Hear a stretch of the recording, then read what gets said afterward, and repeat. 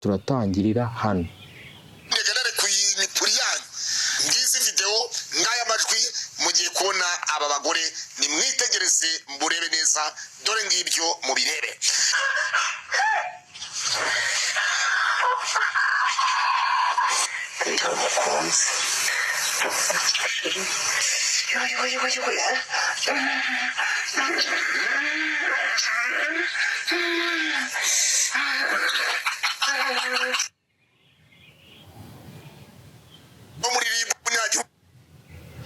Hano ni amajwi yasakaye ku mbuga nkoranyambaga ubwo biri kugenda bivuga ngo bitari feya ku mbuga nkoranyambaga, ariko abantu benshi baba bagiye babyenjoyinga.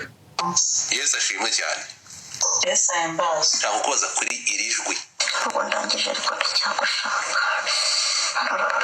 Ibyo bintu natabihagarika arabizira. Ntabwo nshubije ku kintu bivuze ngo ari amajwi ni wowe, kuko ni wowe wohereje iri jwi ni ryawe. Bishoboka cyose ndagikora, ariko ese kera asobanure nyirayo majwi n'uburyo ajya guhimba ikinyoma nk'icyo Godfather.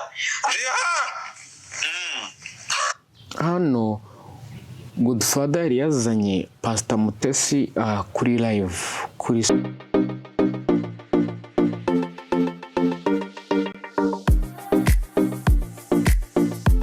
ibihe byiza mwe dukomeza kubana umunsi ku munsi kuri YouTube channel yacu.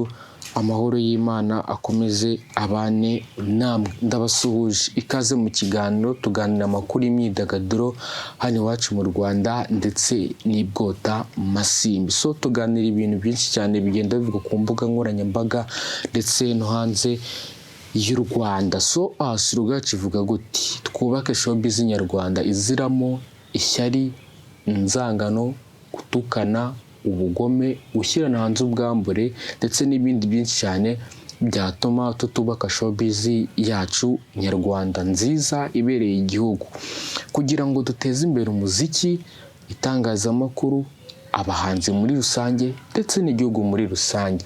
Twege iyo niyo slogan tugenderaho umunsi ku munsi. Ariko ku mbuga nkoranyambaga hahoramo ibintu by'amatiku, byo gusebanya, byo gushyirana hanze ubwambure. Ibyo ngibyo nibyo tuba tugira ngo turwanye muri industry yacu nyarwanda.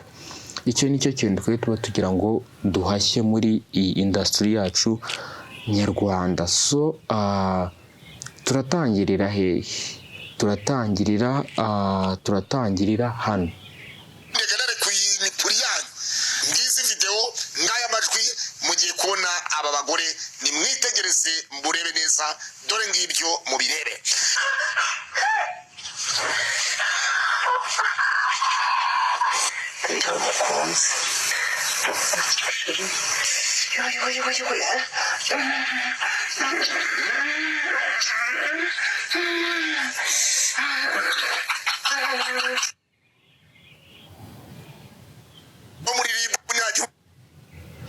Hano ni amajwi yasakaye ku mbuga nkoranyambaga ubwo biri kugenda bivugwa ko aya majwi ari aya Pastor Mutesi. So ni amajwi ni maremare cyane, ubwo uyu mudamu niba ari Pastor Mutesi cyangwa niba ari undi, ni umudamu wifashe amajwi arimo arikinisha. Ni amajwi menshi yasakaye ku mbuga nkoranyambaga. Ati se kubera icyo ubundi ibintu nk'ibi ubundi bikwiye kuza ku mbuga nkoranyambaga, ibintu nk'ibi tutagomba kubirwanya? Ese koko uyu muntu ni Pastor Mutesi? Ese arabeshyerwa? Ni ibintu byagiye biba binini ku mbuga nkoranyambaga, ariko ni cya kintu tuvuga ngo gusebanya, gushyirana hanze ubwambure ndetse n'ibindi ntabwo byakabaye ari byiza. Kuba aya majwi numvishije byonyine indicate kuyumva biteye isoni n'agahinda, biteye ni bibi cyane. Ako mwaretse tukubaka industry, kuko gushyira hanze bino bintu by'umuntu arimo arikinisha, arimo arinyaza, ibyo nta gishya kirimo. Kubera icyo ari cyo kintu dushaka kugaburira abanyarwanda ngo gicuruze gitwike. kandi aricyo kintu cya mbere tugomba kurwanya muri industry yacu nyarwanda. So nibyo bintu bibi cyane ubundi umuntu yakabaye arwanya. Nubwo Pastor Mutesi, Pastor Claude yigamba ngo mwumve amajwi y'aba bagore, kandi n'ikirenzeho ngo RIB niza kumuhamagara araza kwitaba. Ariko kumva Pastor Claude nk'umuntu w'umupapa twemera ufite imyaka irenga 50, akaba ari umuntu uri gusansibiliza cyangwa uri gusharinga amajwi ameze gutya, yuzuye ubusambanyi, yuzuye ibintu bibi, yuzuye ni ugusharinga icyo bita, hari nk'umuntu byumva akumva aba indicate biramukuruye cyane, nawe agiye kubikora. Ni ugusharinga umuvumo cyangwa ni ikintu kibi. Rero ibi ntabwo ari ibintu byagakwiye kuza ku mbuga nkoranyambaga. Dushake content rwose, kuko bino bintu biteye isoni ndetse n'isesemi. nongerera niyamye hatagira umuntu wongera kumpamagara ngo uri pasiteri, ngo uri iki, ibyo bintu urimo we. None se wabanje ukareba ukamenya ninde nyirabyo, ninde wafashe telefone. Bebe nduwawe bebe, uwo nguwo niwe ikibazo uwo. Aho kwica agateruzi icyo kibimutera ati byagize. Nongerera niyamye hatagira umuntu. Hano abantu muri komenti babwiraga Pastor Claude ati bino bintu ni umwanda, ni ubushiti. Ariko se ugira itorero? Akavuga ati se mbere yo kubimbwira hanze ukayabwira nyirayo.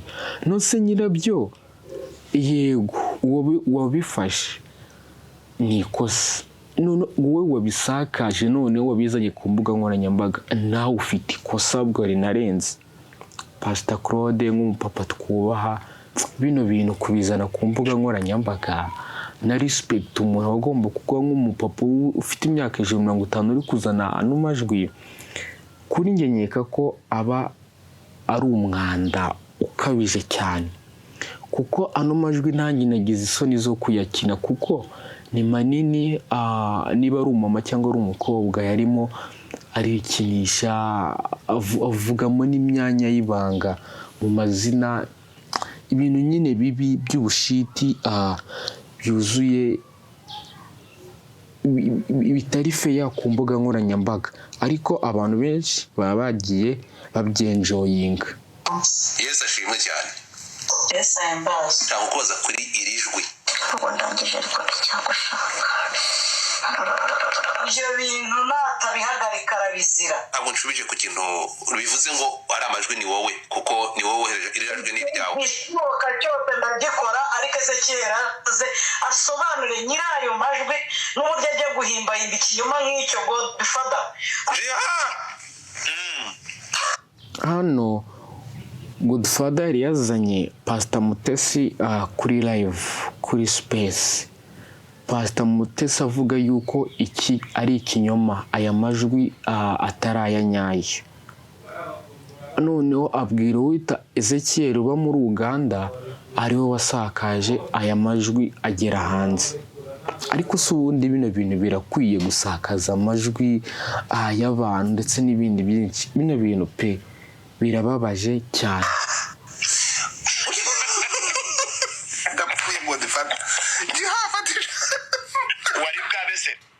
Aya majwi reka nyasohore atariho video cyangwa se nongere nkore n'ibindi. Uyu nguyu nawe uvuze ngo asohora amajwi, urumva ni umuntu w'umugabo. Uko namubonye mu ifoto ni umuntu w'umugabo. Ariko se ku mbuga nkoranyambaga niho habereye ubutabera, niho habereye kuvuga ngo niba mugenzi wanjye ankoshereje ngewe ndaza ibyo mbishyire rero ku mbuga nkoranyambaga habaye nk'aho ariho hatangirwa ubutabera, ahubwo naho gusebanya, naho gukorera ibintu bitari byiza. Rero niyo mpamvu mbabwira ngo bino nta cyiza na kimwe, ni ugusharinga urwango, ibindi ndetse n'amashyari menshi cyane. Kandi bino bintu rero biba ari bibi cyane ku mbuga nkoranyambaga. Amajwi dusorezaho ni ayahe? nicyo bavuga ngo ibintu byabaye ibintu navuze warabibonye wabonye yuko bimwe nakubwiraga bya depression zizaturuka ku bintu abantu benshi babize ibintu batabizi. Hari umuntu umwe bazamanuka bamumanuke nibirangiza yimanike umupasiteri. Oya mvuze muri rusange. Hano nibwo Kenisa yasabwa ati ibintu hari igihe bazadrapa umuntu bikaba bibi kubera yuko bitewe n'umuntu respect yiha agaciro afite, none ukabona amajwi y'ubusambanyi, y'ubutinganyi, yo kwikinisha, y'ubwambure n'amashusho bigiye hanze, bizaba ari bibi kurushaho. So ku mbuga nkoranyambaga reka tureke kuhagira ahantu ho kubera ubutabera bwo gushyirana hanze ubwambure, kubera yuko ano majwi yaba ari Godfather, yaba ari Jihad, yaba ari Ezekiel, yaba ari Pastor Claude, Pastor Mutesi, ibi byose ni umwanda kuko nibisibama isaha n'isaha bizagaruka. Ciao ciao.